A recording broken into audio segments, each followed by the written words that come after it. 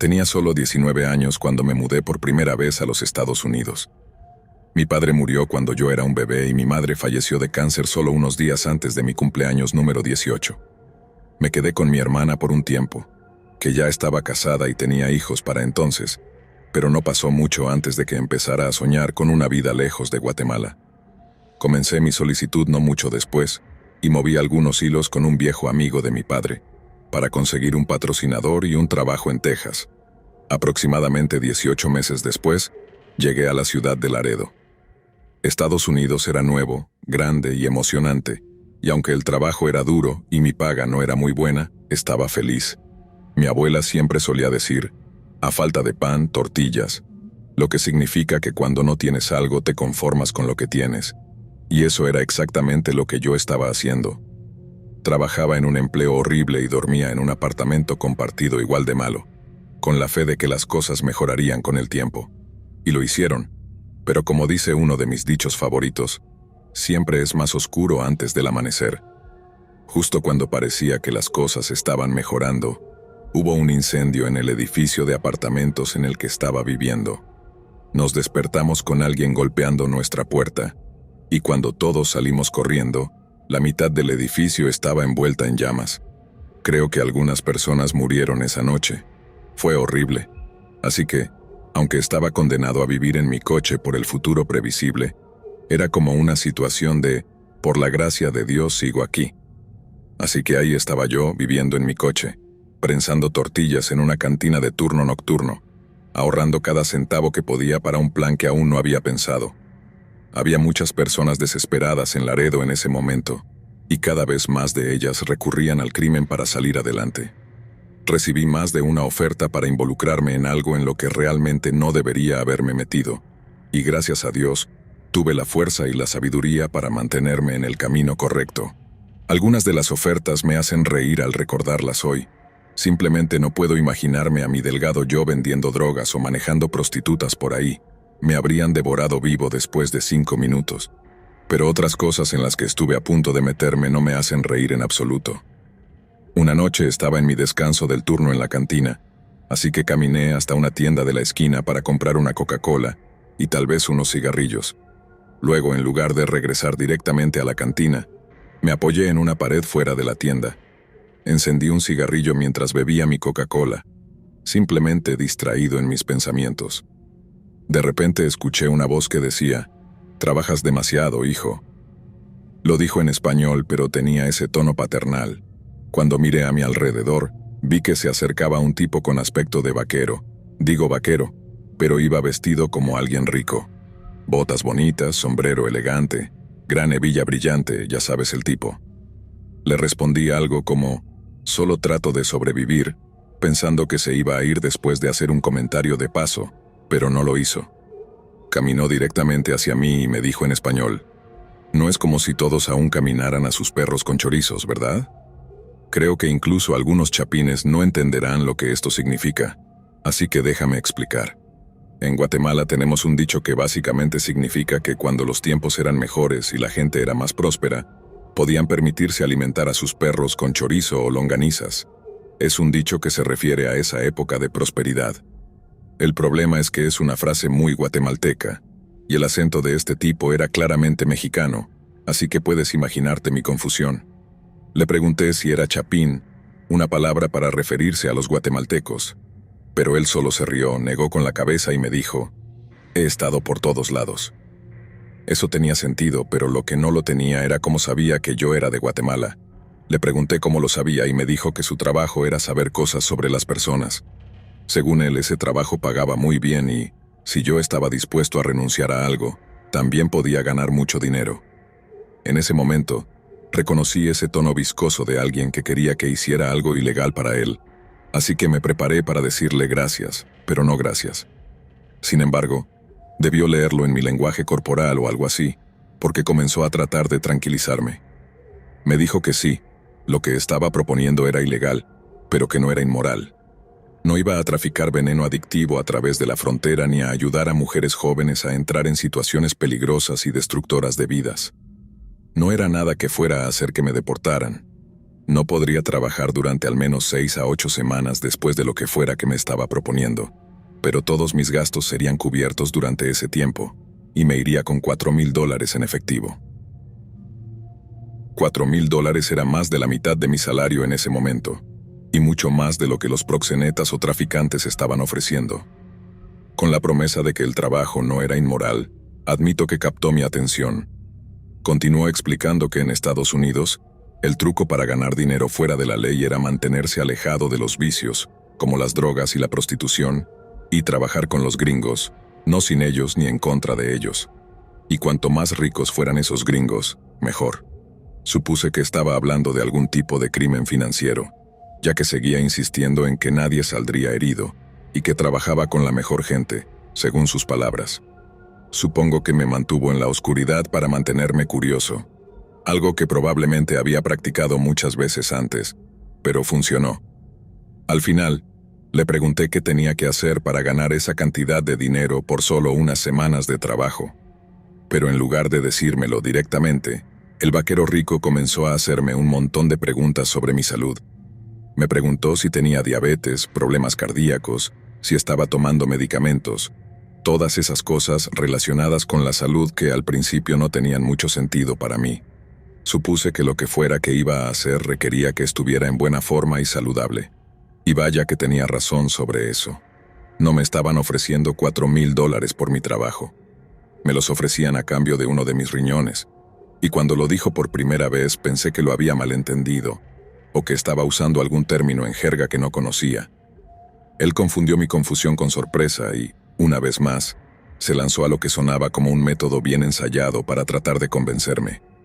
Me dijo que un joven en forma como yo podía sobrevivir con un solo riñón y que, con suficiente tiempo, incluso podría volver a crecer. Yo era joven, pobre y bastante ingenuo, pero no era estúpido.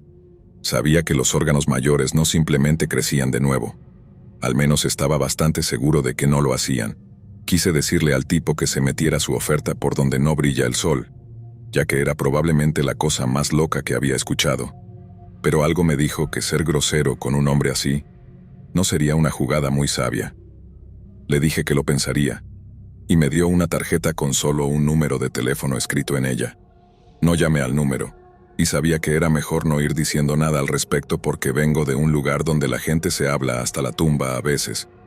Pero también vengo de un lugar donde la gente recibe dinero en efectivo para ir a la tumba también. Así que mantuve la boca cerrada, y me dije a mí mismo que, con trabajo duro, la prosperidad llegaría eventualmente. Las soluciones rápidas son una rareza en la vida, y nunca se solucionan los problemas a largo plazo con soluciones a corto plazo. Nunca escuché de nadie que aceptara alguna oferta para vender sus órganos, pero si un hombre se sentía lo suficientemente cómodo y confiado como para acercarse a los trabajadores migrantes en la calle, debía haber alguien por ahí aceptando estas ofertas. Entiendo el muro de silencio que rodea algo como el tráfico de órganos, pero pensarías que te toparías con una o dos personas que realmente lo hicieron, ¿verdad? Pero nunca lo hice, y creo que descubrí por qué. Digamos que te vas con un extraño y te llevan a un médico en algún callejón oscuro, y te adormecen bajo la impresión de que solo perderás uno de tus 2 riñones. ¿Quién va a impedirles que te quiten más o que te quiten todo? Tendrías que estar loco para aceptar algo así. Loco o verdaderamente desesperado. Y eso es lo que me asusta. Sé que hay personas allá afuera tan desesperadas que venderán sus órganos. Yo casi fui una de esas personas. Amo a este país, y amo aún más a su gente, pero para muchos migrantes como yo, el camino es largo y difícil, y algunos nunca llegan al final.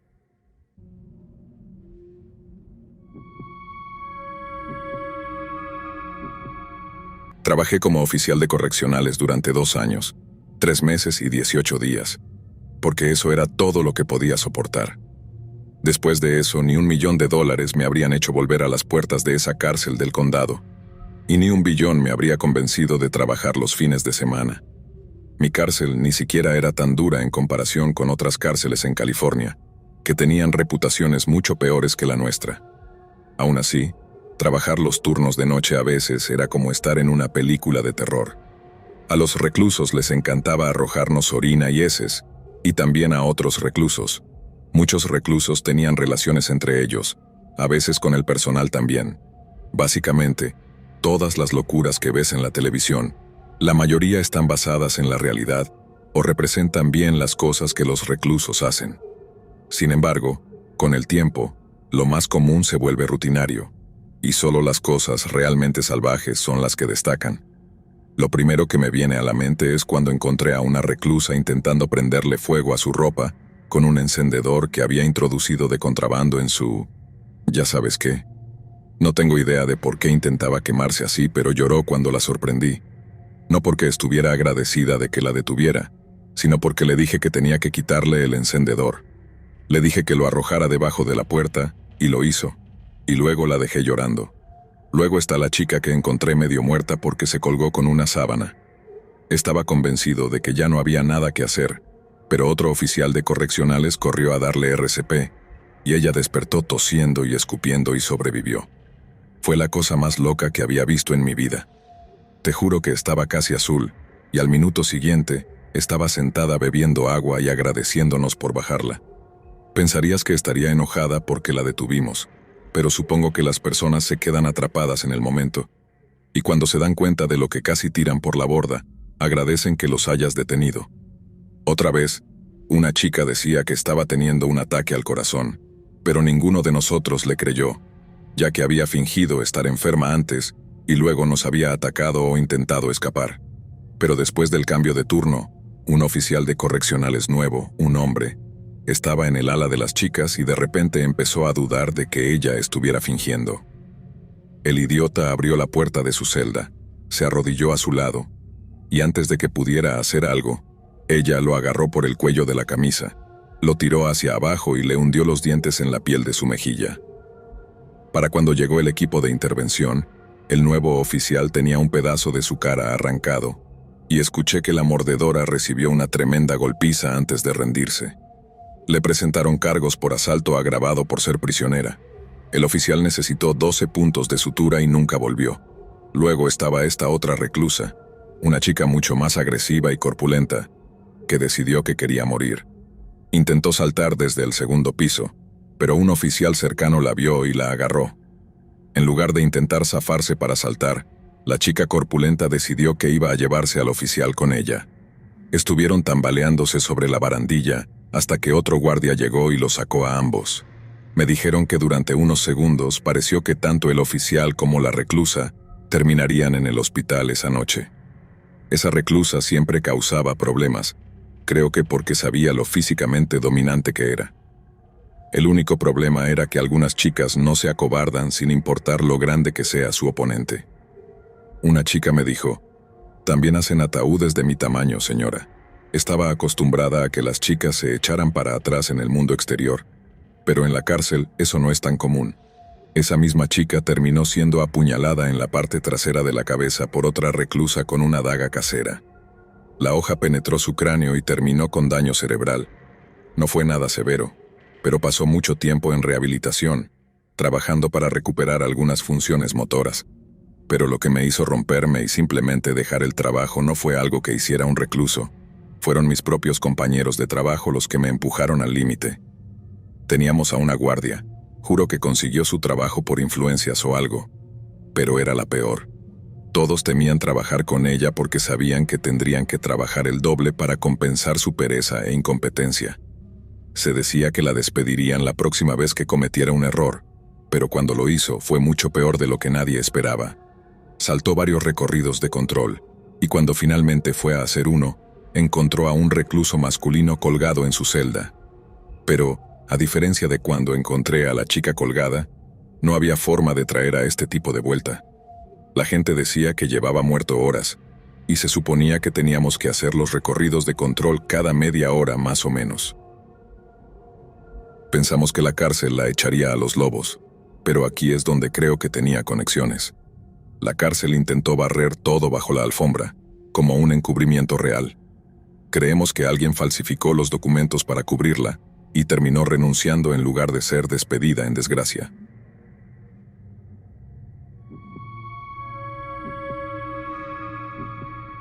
He trabajado para muchas empresas de construcción a lo largo de los años, y en un momento estuve trabajando como supervisor para una pequeña pero muy exitosa firma local. Era un trabajo duro, y el jefe podía ser un completo idiota a veces, pero la paga era extraordinaria. Conseguíamos trabajos complicados, pero como nadie más los quería o podía terminarlos a tiempo, la empresa básicamente podía poner el precio que quisiera.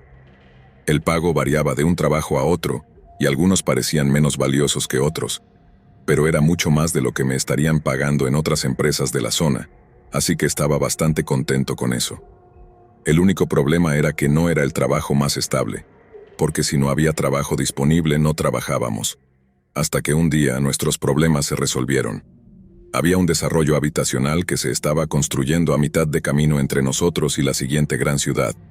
El consejo local ya había contratado a una empresa nacional para hacer el trabajo, pero aparentemente hubo un malentendido sobre la fecha proyectada de finalización, y la gran empresa se retiró.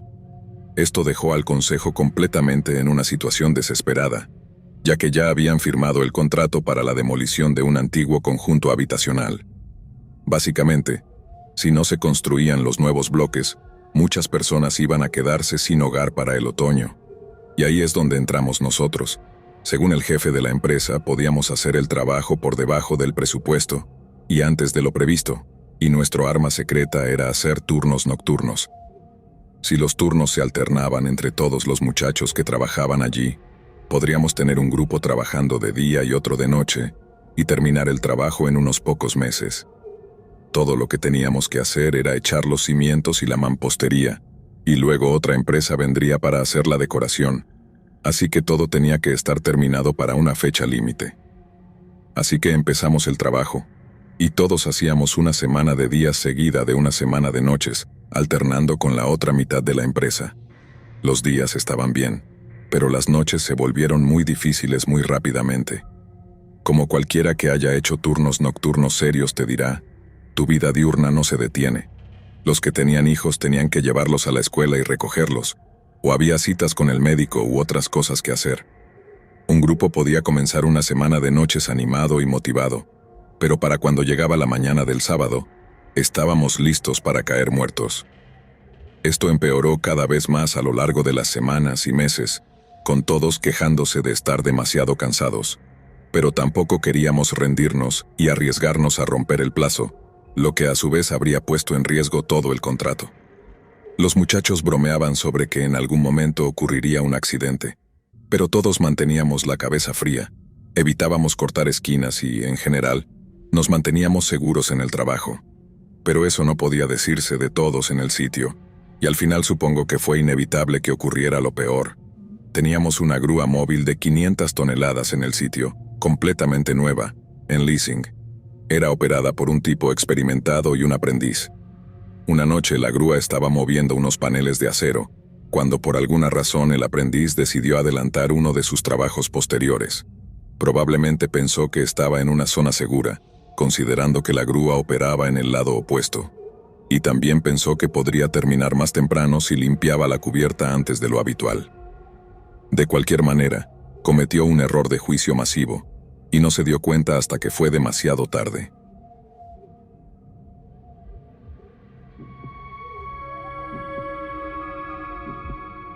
Soy una ex enfermera de hospicio que pasó la mayor parte de 3 años trabajando en turnos nocturnos, así que tengo un par de historias horribles para compartir contigo. La primera involucra una hemorragia pulmonar masiva. Este hombre tenía un tumor en sus pulmones y siguió creciendo hasta que básicamente reventó una arteria. Yo acababa de acostar al hombre y no habían pasado más de 5 minutos cuando escuché a su esposa gritar después de que algo húmedo golpeara el suelo. Corrí de regreso y vi una escena espantosa. Había tanta sangre saliendo de la boca del hombre. Mandé a su esposa fuera de la habitación con el pretexto de que iba a limpiar, pero sabía que solo le quedaban unos minutos de vida. Le tomé la mano y le dije que pronto todo habría terminado. Intentó hablar, pero solo salieron unos débiles gorgoteos. Es horrible ver a alguien tan asustado, especialmente cuando no hay nada que puedas hacer por ellos. Él me estaba rogando que lo ayudara a respirar nuevamente, pero a menos que alguien esté en la mesa de operaciones, no hay nada que puedas hacer por ellos, excepto reconfortarlos mientras pasan. Entró en estado de shock después de 1 minuto o 2 y finalmente murió unos 10 minutos después. Recuerdo cómo el suelo a su alrededor estaba cubierto de un rojo espeso y pegajoso por toda la sangre coagulada, y cómo me tomó 2 lavados calientes para quitar todas las manchas de mi uniforme. He visto algo similar en un paciente que sufrió una ruptura repentina de varices esofágicas extremas. Para quienes no saben lo que es, tienes vasos sanguíneos en y alrededor de tu esófago, al igual que en la mayoría del cuerpo. Los pacientes con enfermedad hepática o insuficiencia hepática experimentan un aumento de la presión en el suministro de sangre del hígado, debido a que el hígado ya no puede realizar sus funciones adecuadamente. Esto causa una acumulación de sangre en los vasos conectados al hígado, y estos vasos inflamados se llaman varices esofágicas. Son como hemorroides del esófago. Pueden variar en gravedad, y la mayoría de las veces son indetectables hasta que una ecografía las confirma, o hasta que ocurre una hemorragia. Existen medicamentos que calman un poco los vasos, pero es un problema crónico que no puede revertirse y solo empeora. En términos sencillos, tienes estas bombas de tiempo en todo tu cuerpo superior, y tarde o temprano una de ellas va a explotar. Tuve otro paciente, un alcohólico de 32 años que estaba pasando por una falla orgánica crónica y simplemente no podía salir adelante. Intentó rehabilitación antes, y en un momento fue candidato para un trasplante de hígado, pero hay un límite. Si una persona está tan enferma que moriría a pesar del trasplante, ningún doctor va a desperdiciar la cirugía. En resumen, el tipo bebió hasta quedar fuera de la lista de trasplantes y se encaminó a una tumba prematura. Fue admitido en el hospital porque necesitaba un procedimiento para drenar los litros de líquido que se acumulaban en su abdomen debido a la insuficiencia hepática. Pero la acumulación de toxinas también le estaba causando insuficiencia cardíaca y graves problemas respiratorios. Durante esa hospitalización, tomó la decisión de ser DNR o DNI, no resucitar, a los 32 años. Eso significa que no se haría ningún esfuerzo por resucitarlo si su corazón se detenía o dejaba de respirar. Pensamos que ese sería su final, pero milagrosamente, hizo una especie de recuperación y logró caminar por la sala. Fue dado de alta prometiendo que iba a limpiarse, pero fue admitido nuevamente en urgencias unas semanas después con vómitos incontrolables. Se había salido del carril y había tenido una recaída, y esa borrachera lo mató casi tan pronto como llegó a nuestra unidad. A pesar de darle un montón de medicamentos contra las náuseas, su vómito pasó de tener apariencia de bilis a ser pura sangre. Nunca había visto tanta sangre salir de una persona, y de una manera tan violenta, dolorosa y desordenada. Intentamos reemplazar toda la sangre que estaba perdiendo con la esperanza de que las varices dejaran de sangrar, pero no lo hicieron, y aunque trabajamos duramente tratando de mantenerlo con vida, comenzó a perder el conocimiento. Su respiración se volvió más lenta, y un ritmo cardíaco regular rápidamente se convirtió en taquicardia ventricular prolongada, lo que significa que las cámaras inferiores del corazón laten muy rápido en sucesión rápida, lo cual es obviamente algo malo. Normalmente, estaríamos considerando la desfibrilación en ese punto, pero como él había optado por el DNR, solo tuvimos que dar un paso atrás y dejar que sucediera. Su ritmo cardíaco se deterioró rápidamente en un patrón lento y muy anormal, y luego comenzó a fallar por completo. Los pequeños picos en el monitor eran ya muy raros en ese punto, y su respiración pasó de jadear unas pocas veces por minuto a nada en absoluto. He estado en situaciones en las que el personal se siente devastado por no haber podido salvar la vida de alguien. A veces parece que alguien está a punto de sobrevivir, y de repente se van, y el médico tiene que declarar su muerte. Pero esa vez fue la primera en que, en lugar de sentir la pérdida y frustración que todos solemos tragar para poder seguir adelante, hubo una sensación de alivio. Una sensación de alivio casi indescriptible en toda la sala porque él ya no estaba sufriendo. Hasta el día de hoy, lo que sucedió en esa sala sigue siendo el ejemplo más aterrador de lo que la adicción puede hacer, y el desenlace fue la muerte más miserable, pero prevenible, que he presenciado.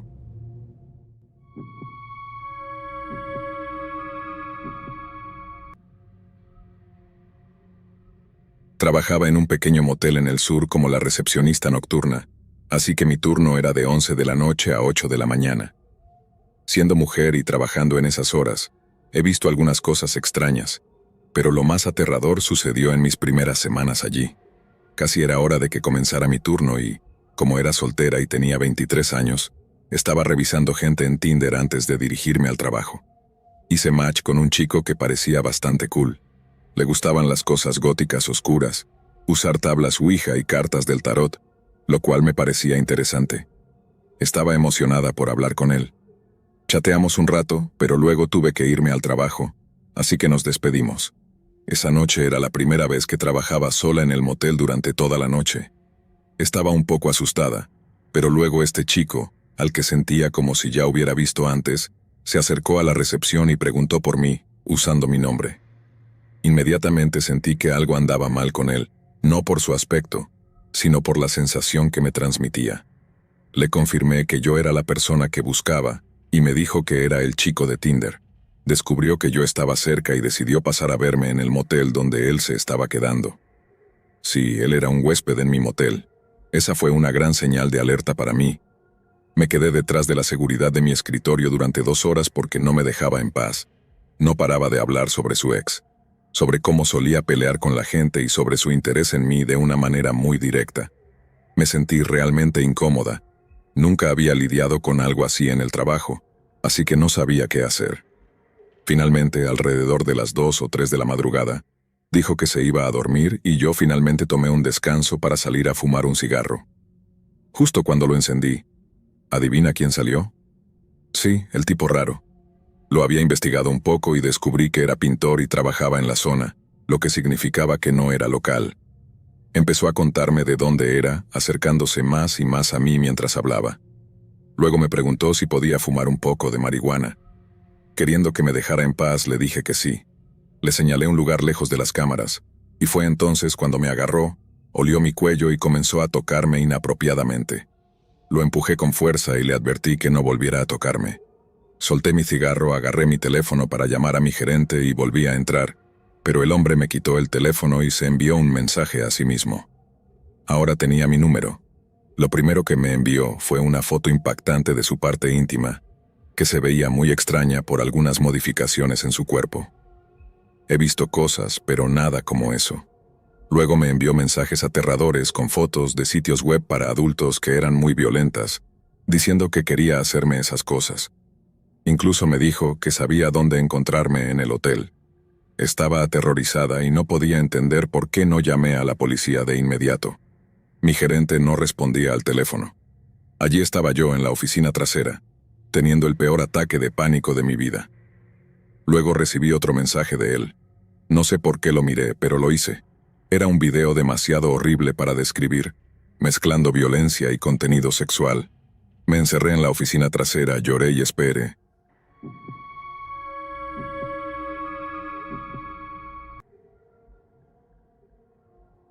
Hace aproximadamente 4 años pasé un año en un pequeño pueblo de Austria por mis estudios.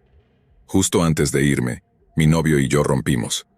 Él se fue a los Estados Unidos y yo me dirigí a Austria. Al principio estaba bastante triste por eso, pero luego pensé que podría ser divertido probar Tinder y salir en algunas citas casuales, ya que solo iba a estar allí durante un año escolar. Conocí a bastantes personas a través de la aplicación. Algunas citas fueron terribles, pero otras fueron con personas agradables. Estaba viviendo en un pequeño pueblo austriaco y había personas de todas partes. Un par de meses después de mi llegada, hice match con un chico francés. Empezamos a chatear. Mi francés no era muy bueno y su inglés tampoco, así que a veces no nos entendíamos a la perfección, pero estaba bien. Yo tenía 20 años y el rango de edad de citas que había configurado era de 20 a 27. Este chico francés, al que llamaremos Alex, tenía 27, por lo que era bastante mayor que yo. Me dijo que enseñaba ciencias en una escuela de chicas, lo que hizo que lo que ocurrió después fuera aún más extraño. Decidimos encontrarnos para tomar algo, y Alex fue muy generoso comprando varias rondas. Eso era un gran detalle porque yo era solo una estudiante sin mucho dinero, especialmente en Austria. Al final de la noche, estaba bastante borracha y recuerdo que nos besamos mucho. Luego Alex me llevó de regreso al lugar donde me estaba quedando por la escuela. Nos vimos algunas veces más, y siempre se aseguraba de que tuviéramos muchas bebidas. Una noche me quedé en su casa porque ya era muy tarde para volver. Cuando desperté a la mañana siguiente, descubrí que me había quitado el sujetador mientras dormía. Él estaba despierto, solo frotándome la espalda y mirándome fijamente. Hasta entonces no habíamos ido más allá de besarnos, y de repente me dijo que su mamá venía y me preguntó si quería conocerla. Recuerda que solo lo había visto unas pocas veces. Sabía que tenía que terminar con este hombre extraño, así que cuando salí de su casa, ya estaba pensando en cómo decirle que no quería volver a verlo. Al regresar a mi habitación, recibí un mensaje raro de él, en un inglés mal escrito que decía algo como, «Dormimos hermosamente juntos». No respondí. Esa noche me llamó, pero no contesté. Más tarde escuché su mensaje de voz y sonaba realmente molesto. Dijo que se estaba enamorando de mí y que necesitaba ser honesto sobre algo. Me admitió que había mentido sobre su edad. Me hizo pensar en un programa de televisión donde alguien accidentalmente sale con alguien mucho más joven creyendo que es mayor. Yo había pensado que tal vez él era más joven de lo que decía, porque se veía bastante joven, pero no. Me dijo que en realidad tenía 35 años. Para mí que un hombre de 35 años mintiera para salir con una chica de 20 se sentía mal. Así que lo bloqueé en todas las redes sociales y en mi teléfono, y traté de seguir adelante, especialmente porque mi año escolar estaba casi terminado. Un día apareció donde vivía. Solo conocía mi dirección porque una vez me llevó a casa. La persona en la recepción tuvo que pedirle que se fuera porque no se quería ir, y me advirtieron sobre ello. Afortunadamente no volví a saber de él, y me iba al Reino Unido en una semana para las vacaciones. Durante mis vacaciones, recibí una solicitud de amistad en Facebook, de un perfil que parecía lo suficientemente real, así que la acepté pensando que tal vez lo conocía. Eso fue un error. Recibí un largo mensaje de él diciendo que había rastreado mi vuelo de regreso al Reino Unido para asegurarse de que llegara a casa a salvo. Eso fue demasiado espeluznante. Bloqueé ese perfil también, pero luego, una semana después, llegó otro mensaje desde un perfil diferente. Dijo que había buscado vuelos de Bristol a Ginebra y adivinó cuál tomaría de regreso después de las vacaciones, planeando encontrarme en el aeropuerto. No podía creer que realmente pudiera adivinar mi vuelo, pero cuando llegué y pasé por la puerta de llegadas, allí estaba, sosteniendo un cartel con mi nombre y flores. Estaba mirando hacia otro lado, así que rápidamente pasé de largo y tomé un tren hacia la ciudad. Ya le había contado a un amigo sobre esto, y decidimos ir a la policía. Este hombre no era normal. Después de lidiar con la policía no volví a tener problemas con él. Espero que haya seguido adelante con alguien más, pero todavía me molesta que sea profesor. Después de todo.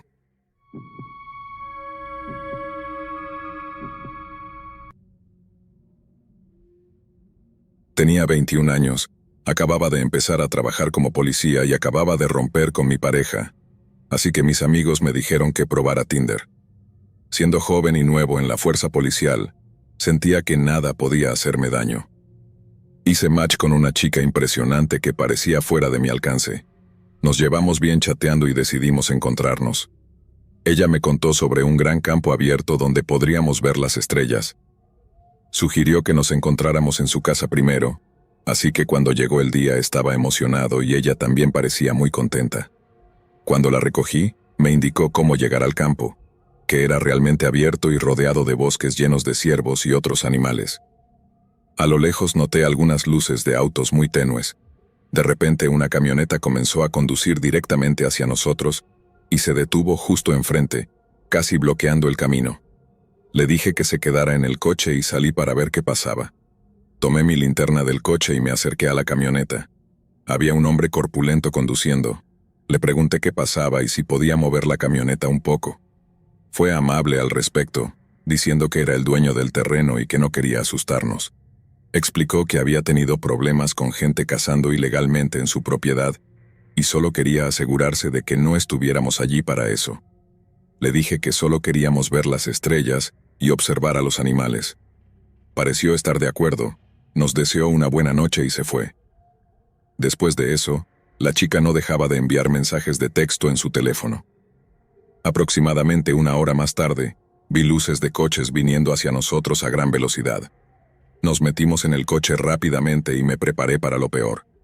El mismo hombre detuvo la camioneta justo antes de chocar con mi coche. De repente, ella salió corriendo hacia el hombre. Ahí fue cuando me di cuenta de que las cosas estaban realmente mal. Salí tratando de que se calmaran, pero no me escucharon. El hombre corrió hacia mí y me derribó. De alguna manera, logré voltearlo y ponerme de pie. Luego vi que mi cita sacaba un tubo de metal de la camioneta. Ella dijo que tenían una pistola y que querían el dinero que había en mi coche, o de lo contrario. Pero no podía rendirme, no con mi cabeza llena de la idea de ser invencible. Ella comenzó a llorar diciendo que no tenían malas intenciones. Él se acercó al coche de nuevo. Fue entonces cuando le dije que era policía, saqué mi pistola oculta y les ordené que se tiraran al suelo. Todos nos quedamos congelados por un segundo y luego hicieron lo que les dije. Pedí ayuda por radio, di mis datos y dije que tenía a 2 personas a punta de pistola y necesitaba refuerzos de inmediato. Traté de explicar lo mejor que pude dónde estábamos, pero luego ellos salieron corriendo. A pesar de saber que no debía, los perseguí. El hombre corrió hacia el bosque cerca del campo.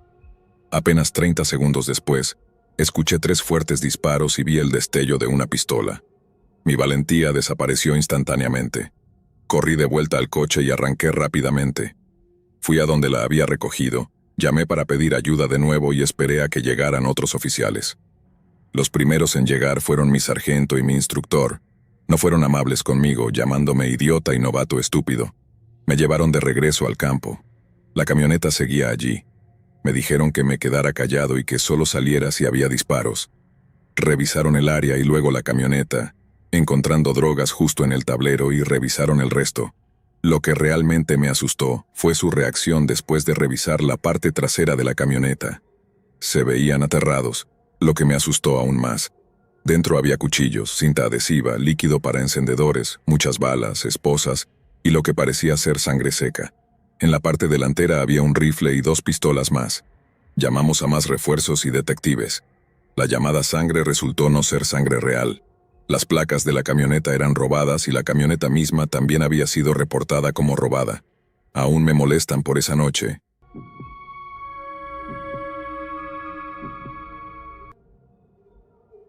Intenté explicarle que confiaba en ella, pero otro amigo, Lucy, saltó en mi defensa diciendo que Ryan solo debería ser más comprensivo. Eso llevó a una pequeña discusión entre ellos, lo que creo que dañó la dinámica de nuestro grupo. Hice lo mejor que pude para arreglar las cosas. Seguí tratando de incluir a Amanda, ahora mi novia, en mi grupo de amigos. Finalmente aceptó unirse a nosotros para una noche de juegos, pero Ryan dijo que no podría asistir, así que éramos una persona menos. Pensé que lo alcanzaríamos después. Jugar con Amanda y mis amigos fue muy divertido al principio. Ella estaba un poco tímida y no hablaba mucho con ellos, pero hicieron un esfuerzo por incluirla. Sin embargo, Seth, el amigo que era más escéptico, comenzó a hacerle a Amanda todas estas preguntas inquisitivas, casi como si estuviera tratando de ponerla a prueba. Seguía presionando, tratando de encontrar inconsistencias en sus historias, pero ella siempre se explicaba bien o se disculpaba por cualquier confusión. Después de unas cuantas rondas de esto, le dije a Seth que se calmara, que estaba siendo grosero, así que se fue del juego. Solo quedamos Amanda, yo y otros 2 amigos, pero aún así nos divertimos. Amanda incluso comenzó a soltarse, bromeando con ellos. Sentí que realmente se estaba integrando al grupo y todos la estábamos pasando bien. Solo esperaba que Seth eventualmente se uniera, y todos pudiéramos jugar juntos y formar un equipo imparable. Incluso empecé a pensar en conocerla en persona. Me enteré de que Amanda en realidad vivía relativamente cerca de mí, a solo 1 hora de distancia. Las cosas se pusieron aún más serias entre nosotros, aunque todavía no habíamos hablado por teléfono. Una vez me envió una grabación de voz diciendo que me amaba, y pensé que era lo más dulce. Amanda explicó que jugaba desde una computadora en la biblioteca local y no tenía teléfono. Vivía con sus padres porque tenía una discapacidad que le dificultaba trabajar, y no tenían mucho dinero. Me dijo que su madre la dejaba en la biblioteca todos los días para que pudiera tener algo de tiempo para sí misma fuera de casa. Mirando hacia atrás, tal vez fui un tonto por creerlo, pero en ese momento tenía sentido. Realmente quería llevar nuestra relación al siguiente nivel y conocerla en persona. Le pregunté si podía visitarla, pero ella parecía incómoda al respecto. Me ofrecía ir a su casa para que no tuviera que preocuparse por los costos, pero ella seguía nerviosa y dijo que lo pensaría. Acepté, pensando que tal vez estaba yendo demasiado rápido, así que no lo mencioné de nuevo. Pero entonces las cosas empezaron a ponerse raras. Seth finalmente aceptó la idea de Amanda y se unió a nosotros para otra noche de juegos, pero Lucy seguía sin aparecer, diciendo que tenía que trabajar hasta tarde. Decidimos jugar un juego de trivia donde podías hacer clic o escribir tus respuestas, así que hablar no era necesario. Mientras el resto de nosotros estábamos en el chat de voz del juego, Amanda se mantuvo usando el chat de texto. Amanda nos impresionó con su conocimiento sobre astronomía e historia antigua, y bromeamos que su experiencia en astronomía podría finalmente darle competencia a Lucy, quien generalmente era imbatible en esas categorías. Entonces, después de que se respondió una de las preguntas, alguien hizo una broma, y Amanda respondió con una réplica perfecta. El problema era que la broma era un chiste interno dentro de nuestro grupo, algo que no podría haber sabido a menos que hubiera estado presente cuando sucedió. Yo tampoco le había contado sobre eso.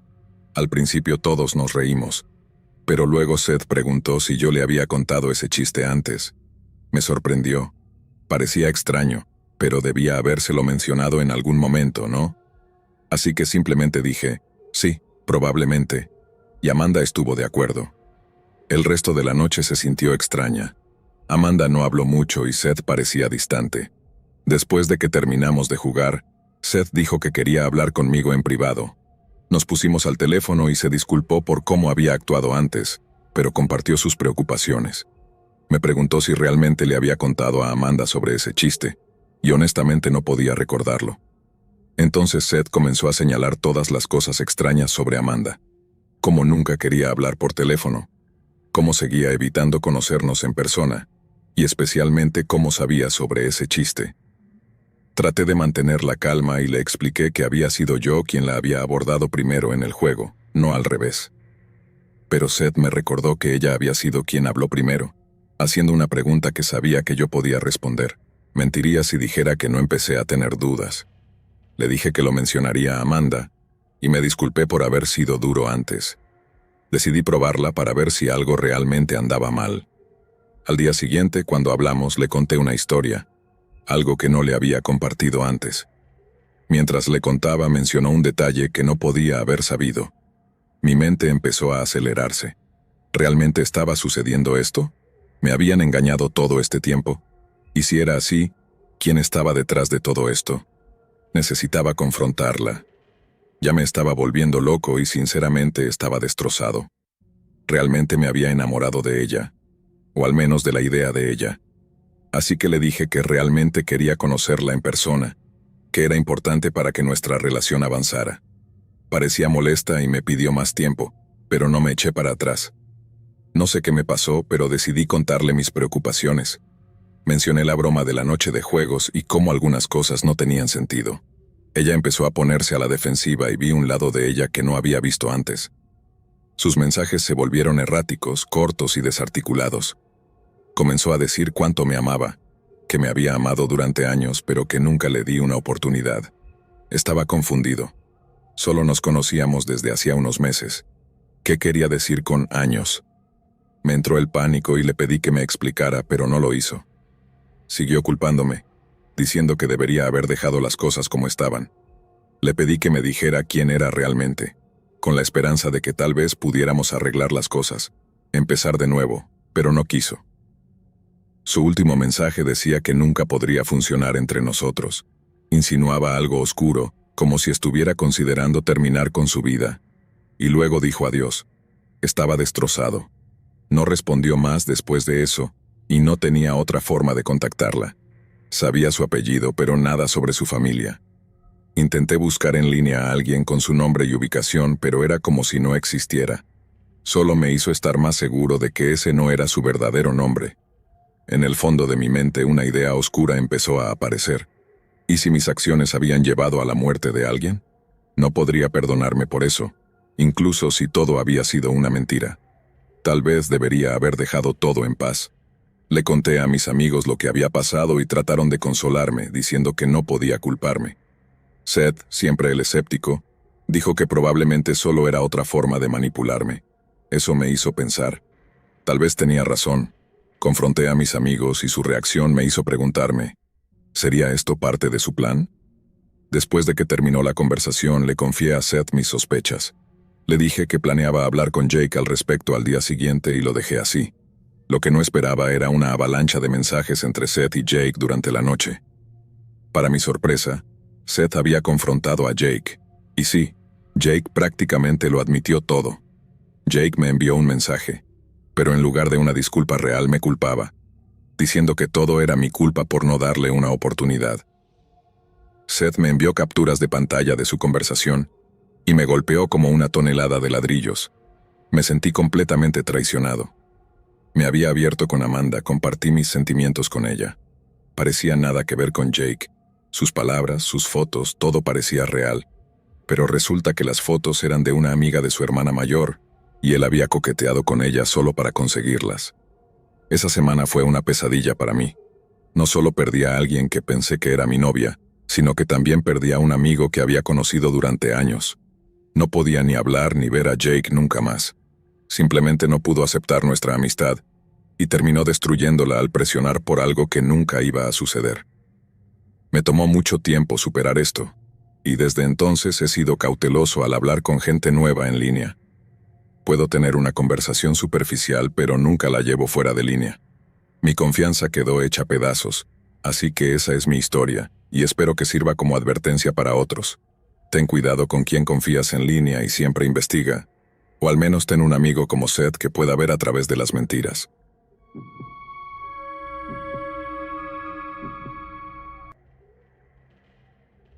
Había estado solo por un buen tiempo cuando todo esto ocurrió, pero no me molestaba. Estaba disfrutando la vida de soltero. Conocía mujeres a través de aplicaciones o me las presentaban amigos. Así fue como conocí a Lily. Ella trabajaba con una amiga mía, Clara. Clara me arrastró a un evento de trabajo como su acompañante, ya que éramos buenos amigos. Habíamos intentado salir una vez, pero no funcionó, así que nos quedamos como amigos. Clara notó que miraba a Lily esa noche. Lily era impresionante, alta con ese cabello rizado y rojo salvaje, y ojos verdes profundos. Tenía algo que simplemente atraía a las personas, era súper extrovertida. Incluso bromeó sobre cómo la gente siempre la llamaba Ariel porque, bueno, ya sabes, se parecía a la sirenita. Nos reímos de eso y más tarde esa noche, Clara me confrontó por mis miradas no tan sutiles. No pude negarlo. Ella dijo que haría de cupido y hablaría con Lily en el trabajo al día siguiente. Resulta que a Lily también le gustaba yo. Clara le dio mi número y Lily me escribió de inmediato. La conversación fluía con facilidad entre nosotros. Hablamos sobre nuestros trabajos, pasatiempos, lo típico. Acordamos vernos ese fin de semana para una cita en condiciones. La noche de nuestra cita fue increíble. Nos encontramos en un restaurante que también tenía un bar y una sala de juegos, todo el paquete. La cena fue genial, pero fue la sala de juegos lo que realmente nos hizo reír. Lily llegó con unos pantalones negros elegantes y una blusa linda, pero en lugar de tacones, llevaba zapatillas. Se rió y me dijo que no juzgara sus zapatos, quería estar cómoda mientras jugábamos. La noche solo mejoró desde ahí. Tomamos algunas bebidas, ella más que yo, y a medida que avanzaba la noche se puso un poco más coqueta y atrevida. No es que me quejara. Después de unas horas de diversión sugirió ir a su casa y no lo dudé. Ella había tomado un taxi antes, pero como yo había conducido, me ofrecía llevarnos. Mantuve las bebidas al mínimo, sabiendo que tendría que conducir. Cuando llegamos a su casa, justo cuando estaba a punto de abrir la puerta, mencionó su apodo en el trabajo nuevamente y me preguntó si lo recordaba. Asentí, curioso. Luego dijo que había más razones por las que le gustaba que la llamaran Ariel, además de su apariencia, y que estaba emocionada por mostrármelo. Supuse que tal vez le gustaba coleccionar figuras de sirenas o algo así. Nada del otro mundo, ¿verdad? Todos tienen sus cosas. Mi hermano todavía tiene un estante lleno de cómics antiguos, y yo he guardado algunas figuras de acción de la infancia. No tiene nada de raro. Pero cuando encendió la luz me di cuenta de que esto era mucho más que una simple colección. Cada pared, cada estante estaba lleno de muñecas. Algunas eran Barbies, otras eran diferentes tipos de muñecas, e incluso había unas de porcelana repartidas por ahí. Me quedé atónito por un segundo. Ella notó mi reacción y solo se rió, diciendo que las amaba absolutamente. También le encantaba arreglarlas. Me contó cómo tenía un taller completo en su habitación de repuestos donde reparaba muñecas rotas, a veces ganando un buen dinero extra con eso. Quiero decir, claro, no era lo que esperaba, pero bueno, todos tienen sus rarezas, ¿no? No fue un factor decisivo para mí. Lily era genial en muchos otros aspectos, así que no iba a dejar que esto me asustara. Pero luego mencionó que sus muñecas más preciadas estaban en su taller y que eran súper especiales para ella. Me llevó a la habitación y, de nuevo, las muñecas estaban por todas partes, alineadas en los estantes cerca del techo. Estas eran todas de porcelana, y se refería a ellas como su familia. Comenzó a presentármelas una por una. Había una llamada como su madre, otra como su padre, sus abuelos, e incluso una para su antigua maestra de escuela. Incluso tenía muñecas con los nombres de 2 de sus exnovios. Luego me mostró una foto en la pared de su hermana y señaló una muñeca que se veía casi idéntica. El mismo cabello rizado de color marrón claro hasta los hombros, ojos azules e incluso un pequeño lunar sobre el ojo izquierdo, tal como en la foto. La muñeca incluso llevaba el mismo atuendo que su hermana había usado en la foto. Mencionó cómo su hermana había tirado el vestido, así que ella lo recogió y lo cosió en una réplica diminuta para la muñeca. Siguió hablando sobre cómo todavía sentía cariño por sus exnovios, por lo que los había convertido en muñecos también. Luego se rió y dijo que no podía esperar para hacer uno de mí.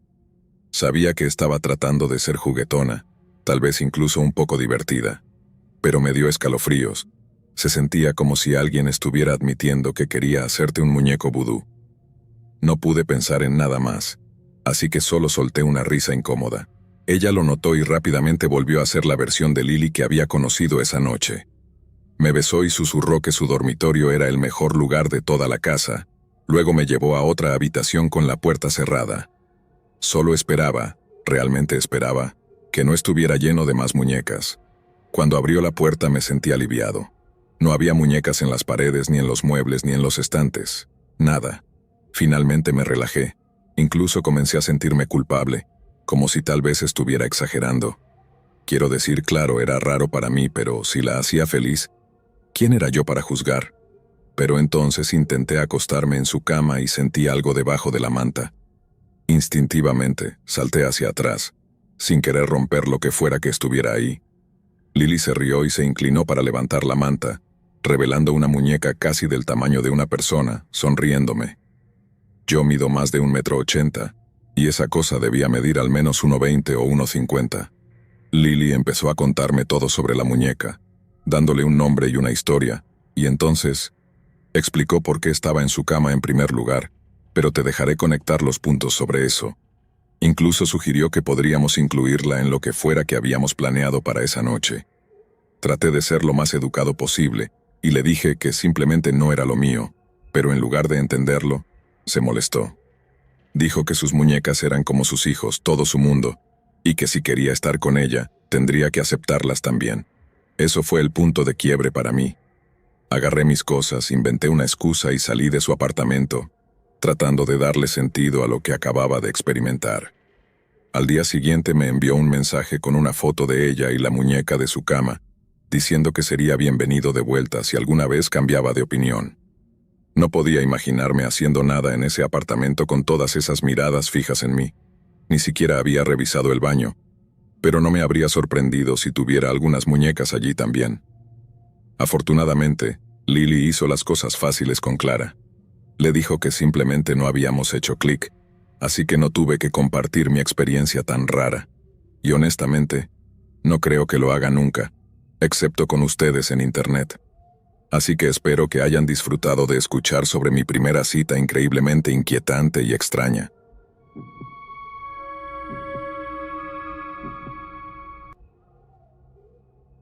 Tengo esta historia extraña sobre citas en línea que aún me hace sentir incómoda.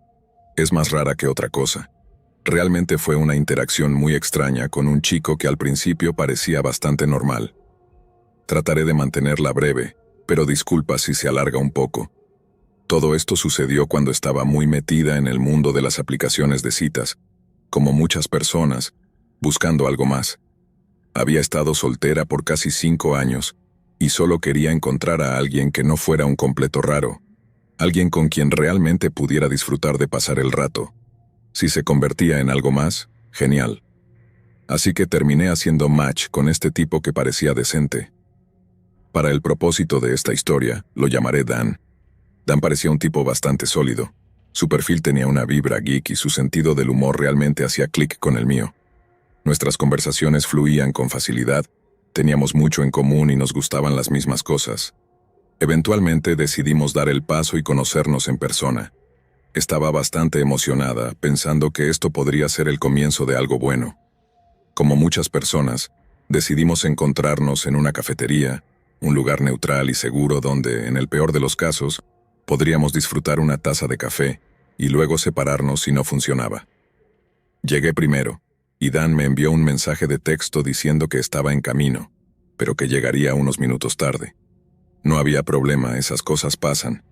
Me senté con mi mocha, revisando nuestras antiguas conversaciones y riéndome de algunas de las bromas que habíamos compartido. Cuando finalmente llegó, fue un alivio que no fuera una de esas situaciones en las que la persona no se parece en nada a sus fotos. Dan se veía exactamente como en sus imágenes, pero había algo en él que no podía identificar del todo en ese momento. Sin embargo, lo atribuía a los nervios o algo así. Ordenó su café y yo ya tenía el mío en la mano, aunque apenas lo había tocado. Nos sentamos en una mesa acogedora y la conversación siguió fluyendo, casi como lo había hecho en nuestros mensajes. Al principio se sentía bastante natural. Pero luego Dan empezó a hacer preguntas que me parecieron extrañas. Parecía inusualmente curioso sobre mi vida diaria, y las preguntas que hacía eran extrañamente específicas. Quería saber a qué hora solía sacar a mi perro, si alguna vez me sentía asustada viviendo sola, e incluso cuánto pagaba de alquiler. Lo que realmente me inquietaba era cómo me miraba cada vez que hacía estas preguntas. Su expresión cambiaba de casual a una mirada intensa, casi perturbadora, como si estuviera tratando de evaluarme o algo así. Sentí que intentaba intimidarme, pero solo en ciertas preguntas. Más tarde me enteré de que esta es una especie de táctica de los llamados hombres alfa, para hacer que las mujeres se sientan pequeñas, pero honestamente es risible que alguien piense que eso funciona. Intenté llevar la conversación de nuevo a temas más seguros y neutrales, esperando aún poder salvar la cita de alguna manera. Pero cada vez que le preguntaba sobre sus pasatiempos o intereses, cualquier cosa que pudiera hacer una pequeña charla inofensiva, él esquivaba las preguntas. Era muy vago. Se negaba a compartir mucho sobre sí mismo y seguía intentando devolver la conversación a mí, presionándome con más preguntas. Se estaba volviendo evidente que estaba jugando algún tipo de juego manipulador. Ya había visto este tipo de comportamiento antes, y todas las señales de alerta estaban ahí. En algún punto, no recuerdo exactamente cómo llegamos allí, Dan comenzó a hablar sobre una de sus exnovias. Mencionó casualmente cómo solía monitorear sus actividades en línea, y se presentaba en su lugar de trabajo sin avisar para ver cómo estaba.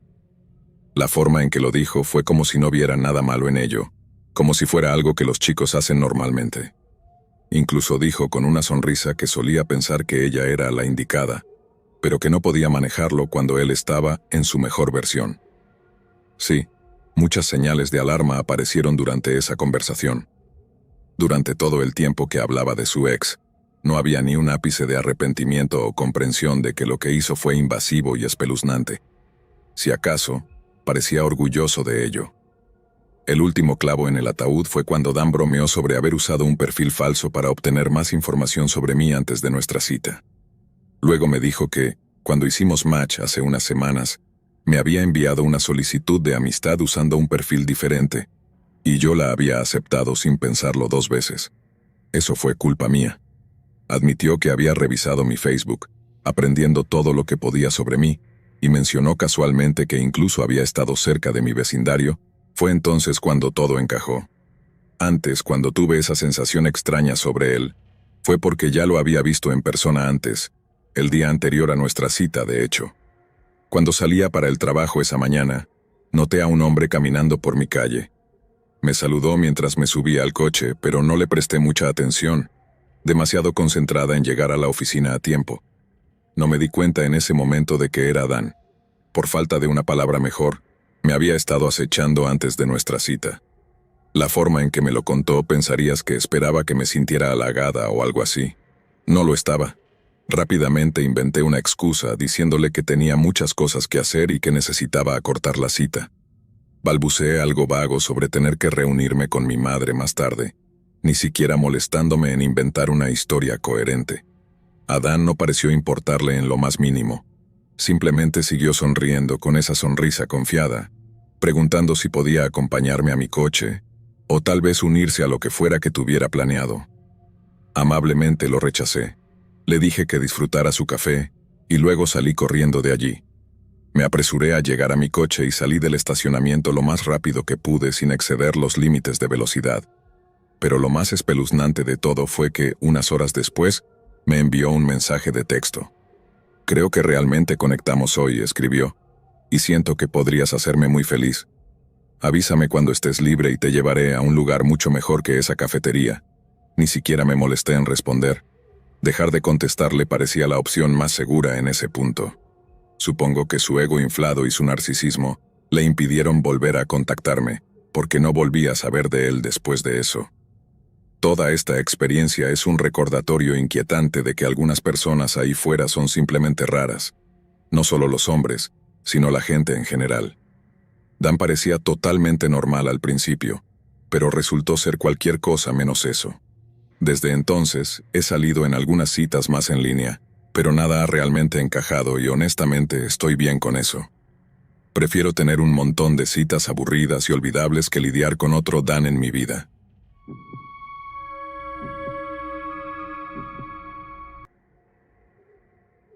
Me puse uno de mis vestidos favoritos, arreglé mi cabello y maquillaje a la perfección, y realmente estaba deseando que fuera una noche increíble. Cuando llegué, lo vi esperando junto a la puerta, y era todo un espectáculo. Marcus llevaba un traje azul oscuro combinado con una camisa blanca impecable. Su cabello castaño oscuro y sus llamativos ojos azules lo hacían destacar en la tenue luz de la noche.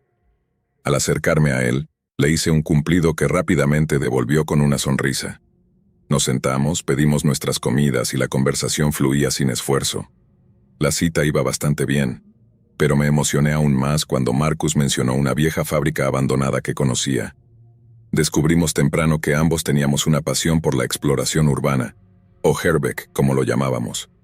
Compartimos historias de los lugares abandonados que habíamos explorado, intercambiamos fotos y hablamos sobre encontrar un lugar que pudiéramos explorar juntos. Así que cuando mencionó esta fábrica, inmediatamente me intrigó. Ahora sé lo que estás pensando.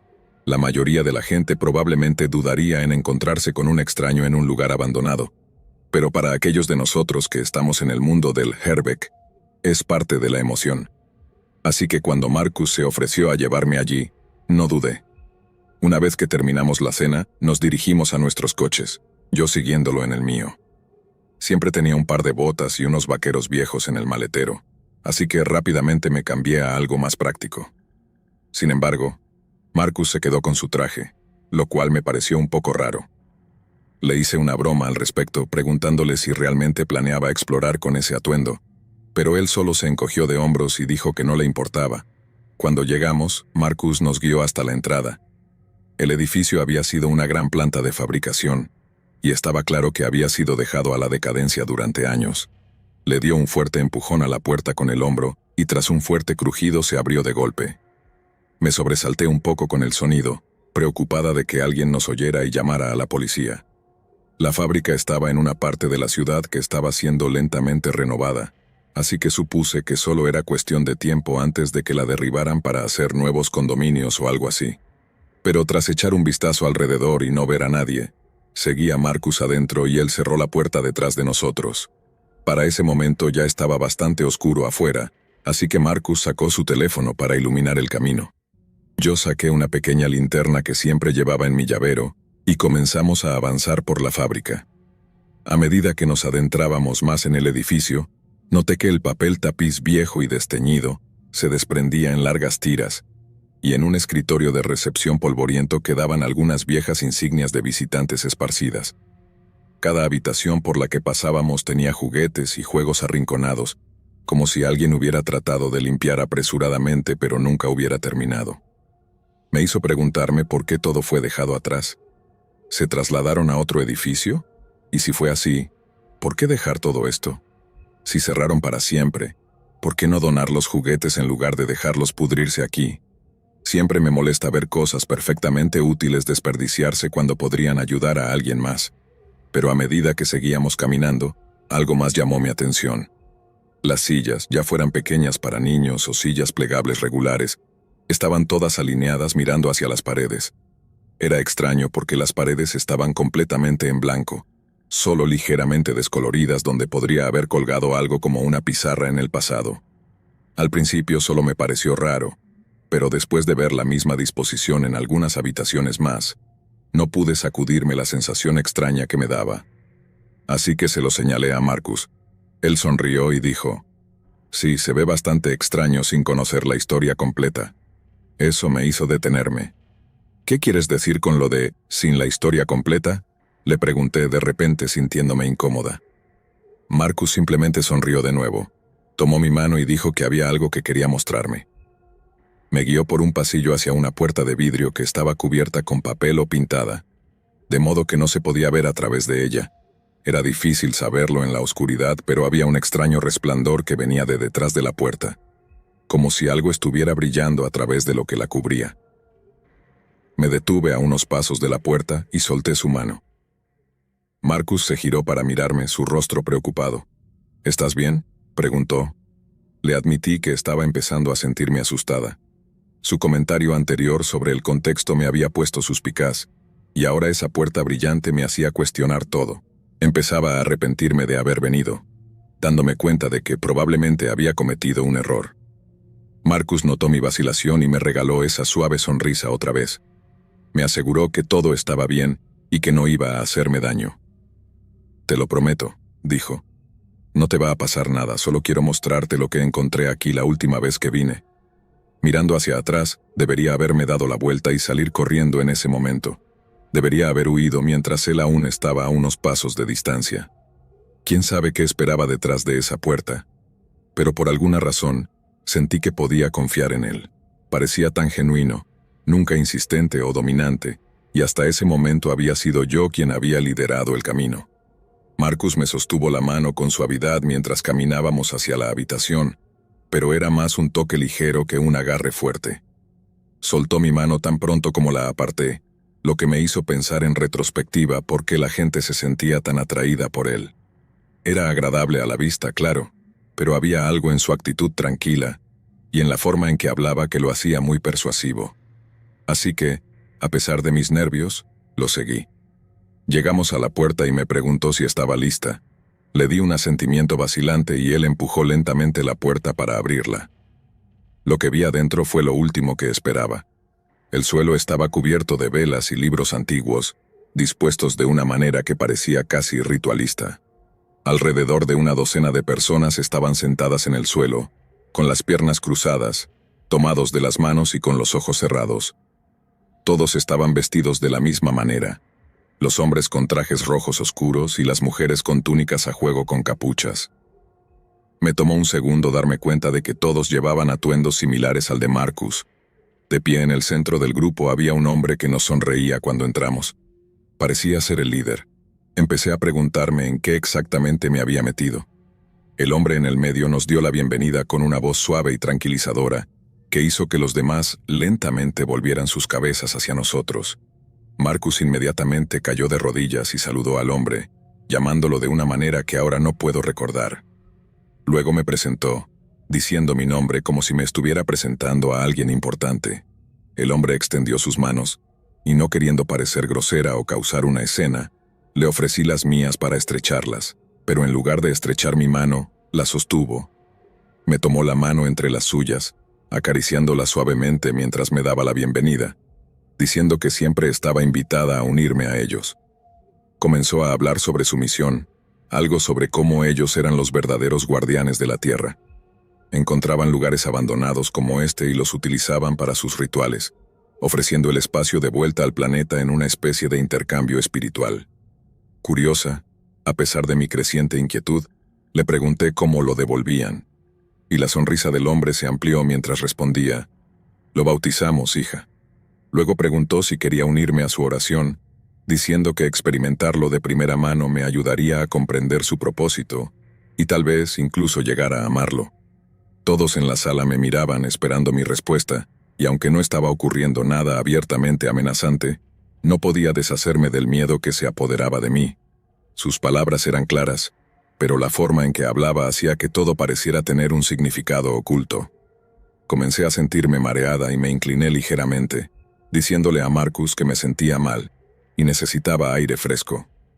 Me frotó la espalda suavemente, asegurándome que me llevaría afuera y que le avisaría a los demás que volvería pronto. Una vez que estuvimos afuera, no perdí ni un segundo. Corrí hacia mi coche, salté dentro y cerré las puertas con seguro. Marcus no gritó ni corrió tras de mí. Simplemente caminó lentamente hacia mi coche, su actitud calmada haciéndome cuestionar si había reaccionado exageradamente. Bajé la ventana solo un poco para hablar con él, manteniendo el motor encendido por si necesitaba irme rápido. Marcus se inclinó preguntando si estaba bien. Sintiendo un poco más de seguridad con el coche entre nosotros, le exigí saber qué demonios estaba pasando y si creía que esto era algún tipo de broma. Él solo sonrió con esa misma calma y me explicó que esas personas eran su familia elegida. Me aseguró que no me harían daño, que todos estaban allí por elección y que su misión era simplemente devolver los lugares abandonados a la tierra. Continuó hablando sobre cómo los humanos tomamos tierras.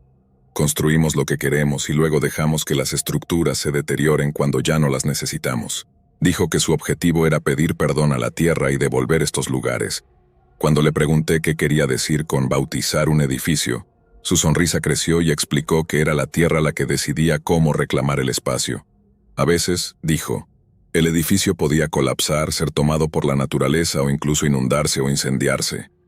Ahora estaba poniéndome nerviosa, y le pregunté si ellos mismos estaban provocando estos incendios. Marcus se rió y negó con la cabeza, diciendo que nunca tocaban físicamente los edificios, que todo dependía de la voluntad de la tierra después de sus oraciones. Luego mencionó que, dado que me gustaba explorar lugares abandonados, pensó que tal vez me gustaría presenciar una de sus oraciones en persona. Le dije que lo pensaría, pero que necesitaba irme. Él simplemente sonrió, me saludó y me dijo adiós sin mostrar ningún signo de frustración. No estaba segura de si eso me hacía sentir mejor o peor. Cuando llegué a casa llamé a mi amiga inmediatamente y le conté sobre la cita tan loca en la que acababa de estar. Estuvo de acuerdo en que era una locura y sugirió que investigáramos si había habido algún lugar abandonado que hubiera sido destruido misteriosamente recientemente. Debo admitir que me picó la curiosidad. Encontramos un edificio que había estado vacío durante casi 2 años y que había sido comprado por alguien que planeaba convertirlo en un complejo deportivo cubierto. Pero solo unos meses antes de nuestra cita, una tubería se rompió, inundando todo el lugar y dejándolo irrecuperable. Los dueños no tuvieron más remedio que demolerlo. Seguimos investigando y encontramos otro caso en un estado vecino. Este edificio había estado vacío durante algunos años, pero cuando lo visité un tiempo atrás, parecía estructuralmente sólido. De repente, uno de sus lados colapsó y la ciudad decidió derribarlo por razones de seguridad. Mientras seguíamos buscando y comparando notas sobre los lugares que habíamos explorado, encontramos varios ejemplos más de edificios abandonados que habían sufrido destinos similares. Y aunque no puedo probar nada, me hizo preguntarme si había alguna conexión. No soy religiosa y no creo mucho en lo paranormal, pero toda esta situación me hizo cuestionar las cosas. ¿Estaba este grupo haciendo algo para que estos edificios se desmoronaran? ¿O simplemente estaba empezando a sonar tan loca como ellos? ¿O podría ser todo una coincidencia? Y antes de que lo preguntes, no fui a la policía. Quiero decir, ¿qué podría decir?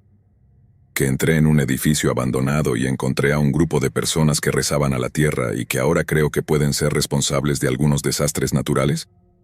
Probablemente se reirían de mí, y hasta podrían arrestarme por allanamiento, así que no lo denuncié. Cuando Marcus me preguntó más tarde si quería salir de nuevo, amablemente lo rechacé, y por suerte nunca me contactó de nuevo. Pero ahora cada vez que mis amigos y yo vamos a explorar, no puedo evitar sentirme un poco nerviosa.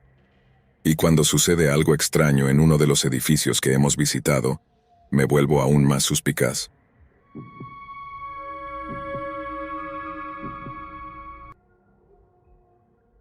Hace algunos años me adentré en el mundo de las aplicaciones de citas, con la esperanza de encontrar a alguien con quien compartir mi tiempo. No estaba completamente lista para sentar cabeza, pero sabía que buscaba algo más que una simple aventura casual. Era bastante útil poder filtrar a las personas que no buscaban nada serio.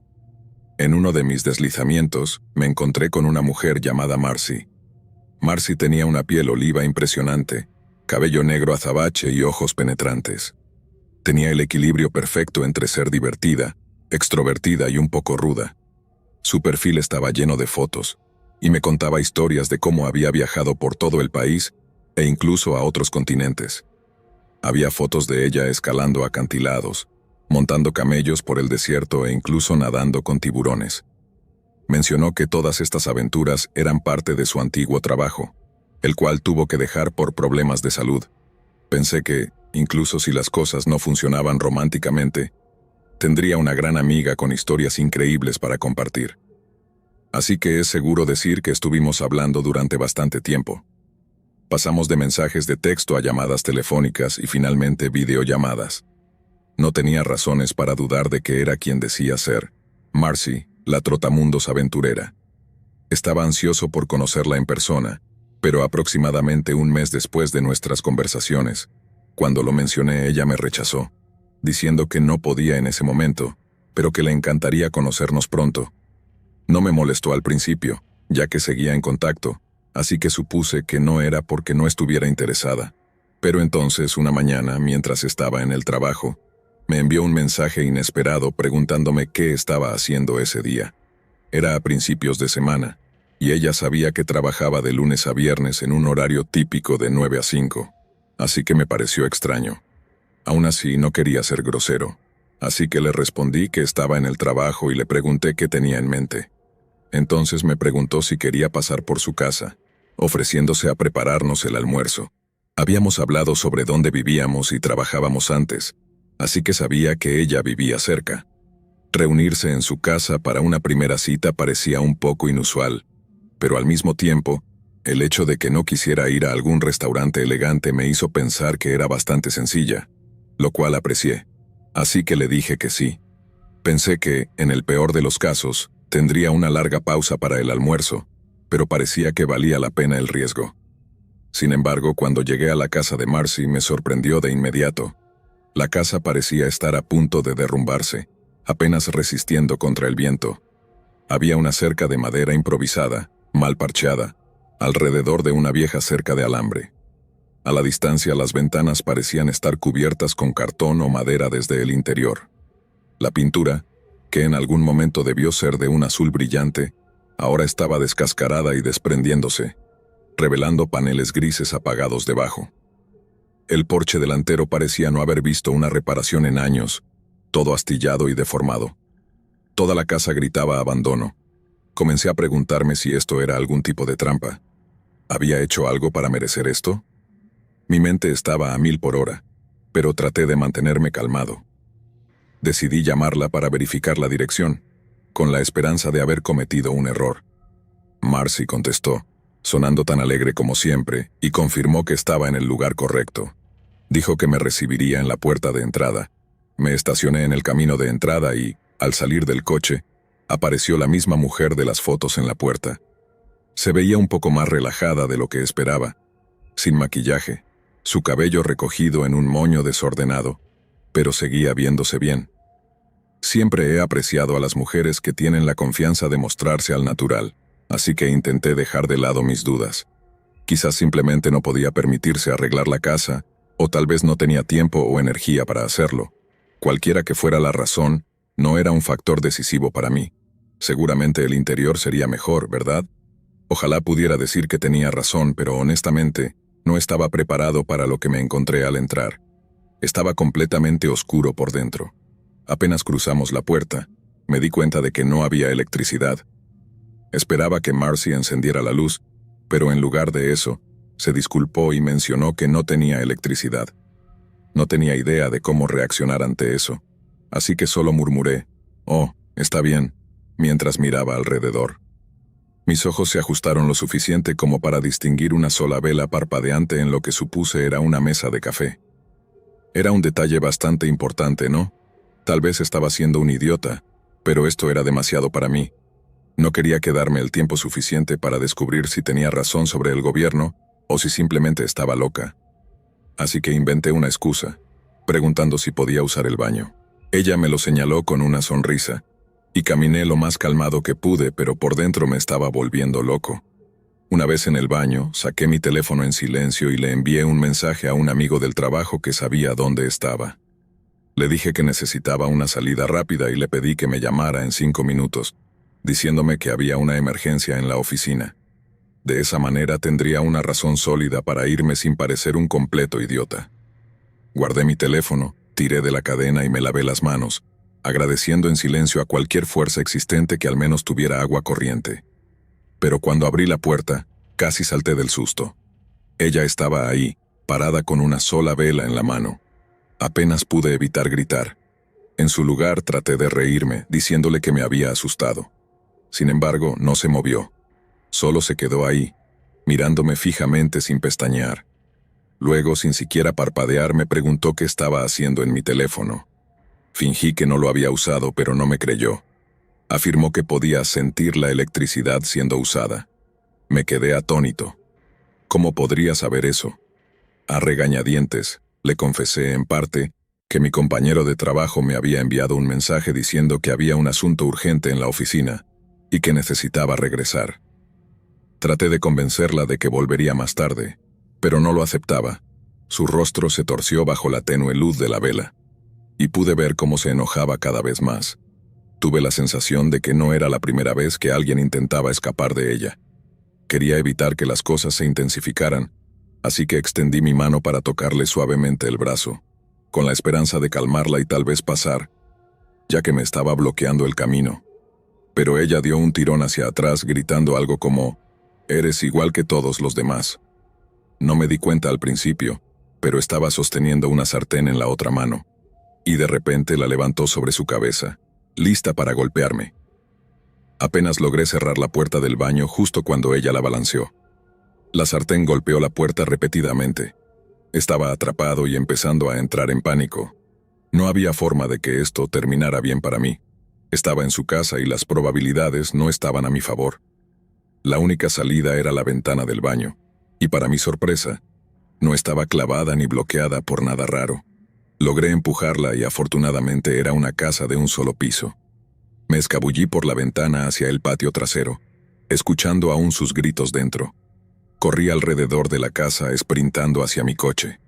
Mientras llegaba y buscaba las llaves, la vi salir corriendo por la puerta principal, todavía con la sartén en la mano.